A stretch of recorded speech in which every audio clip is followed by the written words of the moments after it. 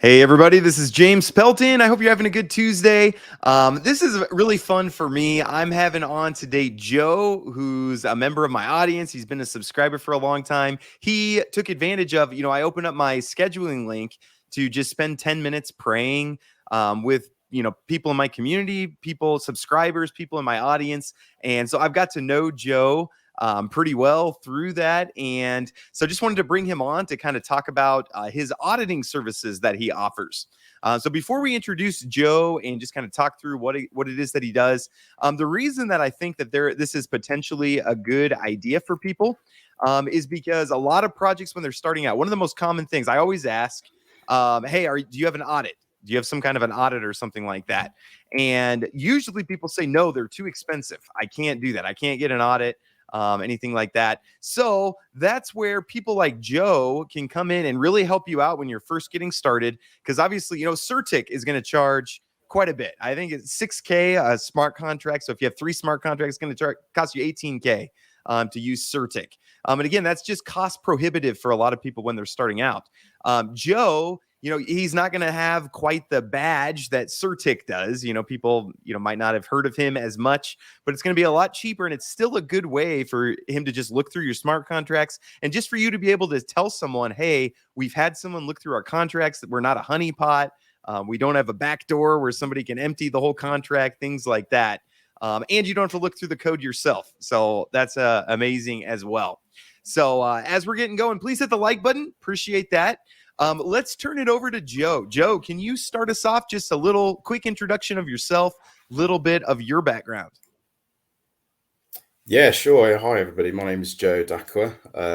I basically entered the blockchain space back in 2013.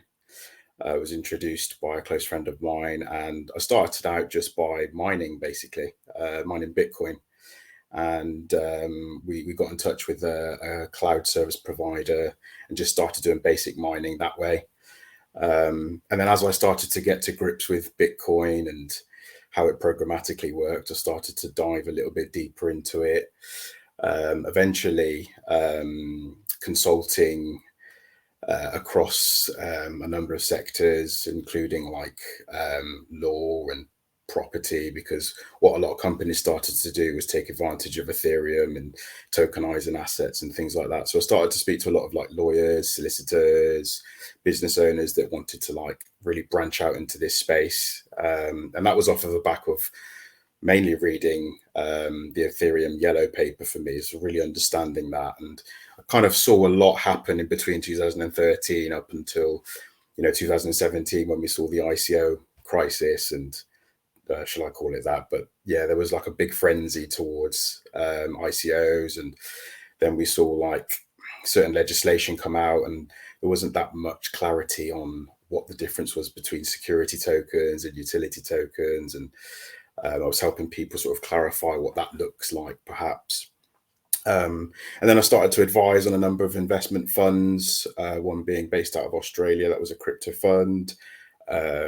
Did another advisory position at a company in London that were sort of tokenizing cars and things like that. So quite unique stuff. And then, yeah, basically start to branch out into developing, mainly software developing, but started to get into blockchain development, learning Solidity, naturally pick up a lot of security tips doing that.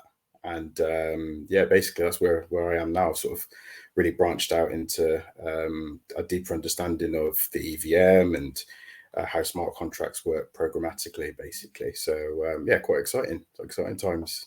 Okay, very cool. Yeah, no, I just love your hustle. I do want to talk a little bit about that here in a little bit as well. About maybe there's people watching who want to become a blockchain developer. There is high demand. I get asked probably 5 times a day, "Hey, do you know any blockchain developers?" And then I'm always scrambling around. Oh yeah, I know this, and this, but there's a huge need. There's way more projects that need developers than there are developers available, and that's a good market to be in. But before we get to that, I want to talk just about your project auditing. So can you kind of walk us through just a little bit? What is your process in getting a project audited? What are the main things you look for? things like that. And before that, I do want to just mention too, we know that there is a video delay. It's the beauties of doing live things. So the audio's fine. Video's delayed like 2 or 3 seconds. So just ignore it. Okay. Pretend that he's speaking another language and it's just dubbed or something like that. Okay. Pretend that's what you're watching. But Joe, can you walk us through what you look for in a smart contract audit? Yeah, no, I do apologize about the delay. Yeah, sure. So ideally, I'd like to see some documentation. That's the most important part for me, is to really understand what the protocol is doing. If it's a basic NFT smart contract or an ERC20 token, it's kind of self-explanatory. But the majority of protocols that I look at are a little bit more complex and multiplicit. So ideally, some documentation detailing what the protocol does, and that might be, might be titled in each section, or it might be an organogram of what everything is doing. Which smart contracts are talking to which smart contracts. That's always very useful, and it helps me get a mental understanding of what is actually happening, and it gives me insight into how the developers have thought about, comprising the contracts, basically. So that's the first thing I often look for. And then I'll always ask questions and talk to the developers and understand them as people, and what drives them, and what's really, motivated them to create the protocols. Because that, again, gives me another insight, a slightly different insight into the creativity behind the project.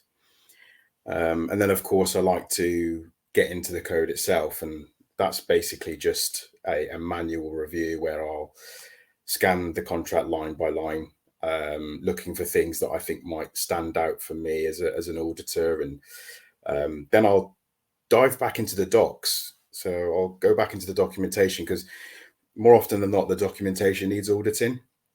And then it sort of gives you a different approach when you go back into the code and you see it slightly differently. And then from time to time, I do run some automated and semi-automated analysis. It's not something I tend to rely on, because 80% of vulnerabilities and bugs that are found in smart contracts are all found manually. So I tend to steer away from that as much as possible, and mainly just look out for some of the more common bugs, but most of the bugs are business logic related. So that's something that I'm, particularly keen on looking out for.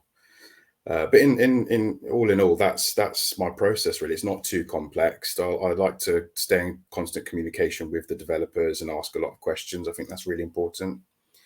But apart from that, that's as simple as it gets, really. Okay, very cool. And can you kind of talk about the difference in pricing between, like I mentioned, Certic charges, I think it was 6K, maybe it's 5K if you do 3 or more. What would the price comparison be between using like Certic or using just you having Yeah, sure. I mean, yeah, they've got a badge, haven't they? Right. It's a brand, and that's what that's how they work effectively, and you can't fault them for it, really. You've built a brand in the space, and it gives confidence to investors, then protocols are going to use them. But I think the advantage of using solo auditors is that the price is a lot lower. They also tend to put a little bit more personal effort into it, because more often than not, big audit firms have 1 or 2, maybe 3 auditors look at the same smart contract. And so it's like you don't get that personal one-to-one relationship, and it's a slightly different level of understanding, because you've got 3 brains constantly going back and forth in the code, and there might not necessarily be any cohesion there, so some things can get lost in translation. But as far as costs are concerned, yeah, I mean, I tend to look at the protocols based on the source lines of code, but again, it's going to be nothing in comparison to that. And I would say normally, if it's a basic NFT smart contract, you're looking at anything between $500 and $1,000. If it's a little bit more complex, with a dozen or more smart contracts to audit, then you're looking between 3,000. If it's even more complex and you've got 20 plus, which I've come across before, then I think the max I'd be looking at is 5,000, and I normally do that on a weekly basis, but it would really depend on, again, on the source lines of code and the complexity of the code base, basically. But there's definitely flexibility in them, and certainly we're not expensive in comparison to some of the big audit firms, for sure. Yep, absolutely. And also another thing I found, one complaint I get from people who use Certic is they say, oh, they weren't very responsive. They weren't very quick about working through issues. And if you're looking to launch soon, you kind of need that. You need like, hey, what do we need to fix? And we need this quickly. So again, one of the benefits of working with somebody kind of more on a one-on-one basis rather than a big company like Certic. So really like that. Definitely, yeah. So last question. Oh, here we got some questions from the audience. Thank you guys. You guys are awesome. What are some red flags investors can look out for in smart contracts, such as non-revoked contract? Good question. Yeah, because I'll tell you what, it's quite interesting because I'm in a number of communities in Telegram and Discord, and I'm an investor myself. So I used to, before I even started developing and auditing, I used to ask very similar questions. And it's interesting, on being on the other side of the fence now, I can sort of see the red flags to look out for that you weren't really aware of before. And I'd certainly say it's quite difficult unless you know how to read smart contracts. So I would advise people to learn how to do that. But typically, you've got to look at access control. So what I mean by that is, are there bad actors within the protocol themselves that are able to do certain things that would be at the detriment of the investors and users? I think you should definitely actively ask questions to the lead developers if you are involved in a project. And you tend to see from their reaction how legitimate it is. There's nothing wrong with probing people. I think you need to. It's encouraged. So that's one of them. Apart from that, a lot of the other red flags are, unfortunately, they are going to be code orientated. So you really do need to get a basic understanding of what the code is doing, and then you'll sort of notice, oh, okay, right, there's a few other red flags here, and I would say that would be my best advice in terms of what to look out for. I mean, only just because I've been an investor myself. So, yeah.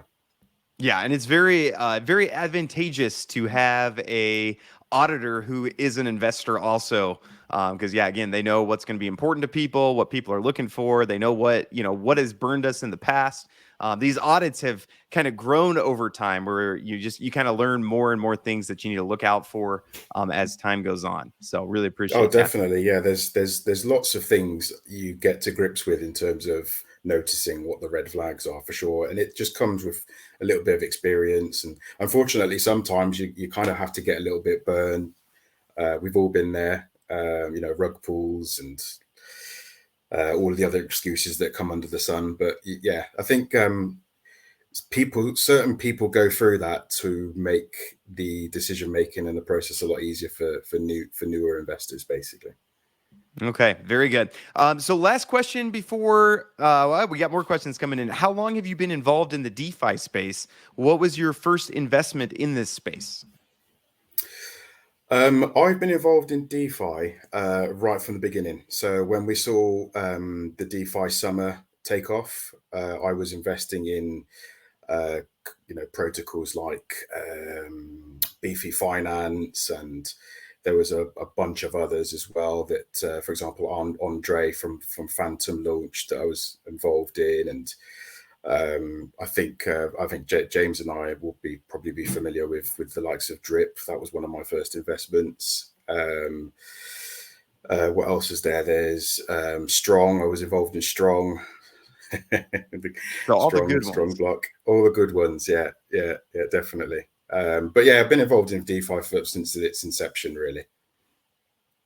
Okay, very good. Yeah, it's got a lot of experience, and we've had some good talks, just talking through different projects and things like that.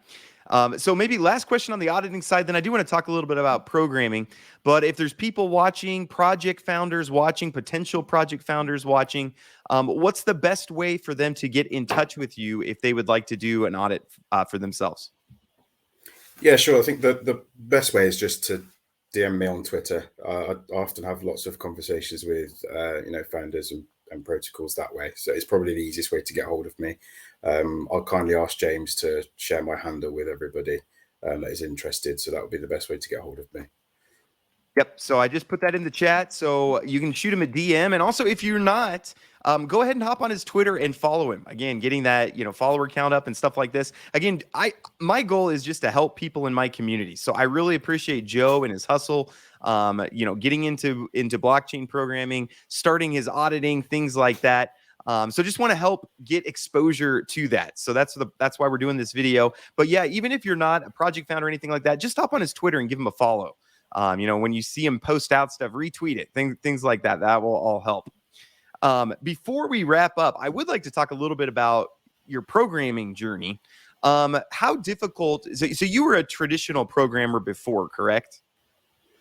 Yeah. So, I mean, my background is very varied, actually. I've got a background in recruitment that I did for many years. But what I did on the side was ultimately relating to all the knowledge that I'd gained from the blockchain space. So the first language that I started to use and learn was Golang, Google language, which was probably not the best choice in terms of learning blockchain development. But it sort of gave me a good solid grounding into how to approach programming in general. So that's how I got into it, really, and started to build projects. Mainly, I'll be honest with you, I started to look at tutorials, because a lot of people, when they enter, they're sort of like, well, what do I build? I don't know what to build. And it's like, well, there's nothing wrong with following tutorials initially. I'll say that hand on my heart, it's the best way to approach it, in my opinion. And then when you're comfortable with the basic fundamentals, then you can start thinking creatively about what you'd like to build. And by all means, there's developers in the space that are very helpful. And I would encourage you to reach out to developers, join Discord groups where developers are congregating, and message them. They're very helpful. And you can get some great ideas from that way. And you can then build a portfolio, put it on your GitHub, on your CV, start making some inquiries, just knocking on doors and being consistent. And that's basically what I did before I was given my opportunities. So that would be my advice. Okay, very cool. Yeah, no, and that's basically the same thing that I did. I use Chat GPT a lot. So, if you have traditional programming knowledge, then it's not too hard when you go to Chat GPT and it gives you some code. It's not too hard to kind of read through it and say, oh, okay, it's doing this, this, this, and this. Chat GPT can help with some of the bugs too. It's not perfect. You still have to know how to program a bit. You can't rely on it 100%, but it's good. And then, yeah, there's a lot of good tutorials out there. I thought about doing like a training course teaching traditional devs how to get into Web3. But then I have too many things I'm doing. So I decided against that. But if somebody watching, maybe Joe, if somebody wants to do that, I think that would be super beneficial. So I would definitely say there's a couple of other routes you could take. I mean, I learned also Crypto Zombies. That's a really good platform. And Learn Web3 DAO. That's headed up by Casey Ahmed. Those guys have got some really cool material together for, even if you've got no experience as a developer, you can learn the basics that way. So I would strongly suggest you head over to there. I can repost their Twitter details for you. It's not a problem. But yeah, that's a good shout to start, to be honest.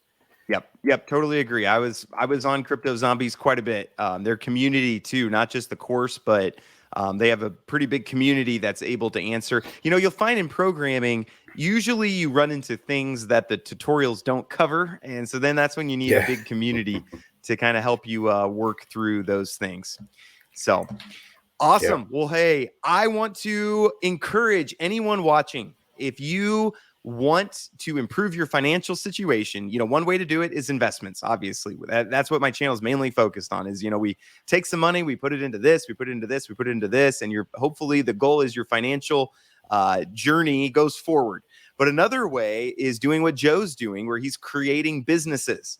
Again, I want to emphasize to people, I didn't make most of my money from crypto investments, right? I came with a bunch of funds that I made through a business I started. So I want to just encourage and support and do whatever I can to help anyone in my audience who is trying to start a business or just trying to provide value to other people. reach out, and I'd love to just bring you on. Even if it's just like here, we're just going to do this 20-minute thing, just showing here's Joe and here's what he's been doing. I'm happy to do this and just get, what exposure we can on things. So I want to thank the audience. You guys are amazing. Love my community. Appreciate you guys so much. And Joe, thank you so much for just hustling and putting effort in, providing value for people. And I look forward to kind of seeing how this grows over time. Yeah, awesome. Yeah, no, appreciate that, James. Yeah, thank you. Yep. And if anybody, project founders, you're watching, you need an audit, you don't have $20,000 to spend, hit Joe up. Again, Joe, is it Langer? Is that Langer? Yeah. Langer. Okay. Go Langer 85 on Twitter. Just go give him a follow and shoot him a DM if you're interested. Maybe you just want some guidance in your programming, and you say, hey, I want to pick up programming. I want to be a blockchain developer. Reach out to Joe. He's kind of going ahead of you in this space. So, Funny Turo, thank you for the great questions. Thank you, everyone who watched, and I hope you all have a great rest of your day. I'll be back tomorrow. Thanks, everybody. Awesome. Cheers, James. Thanks, Cheers, guys. Joe. Bye-bye. Bye.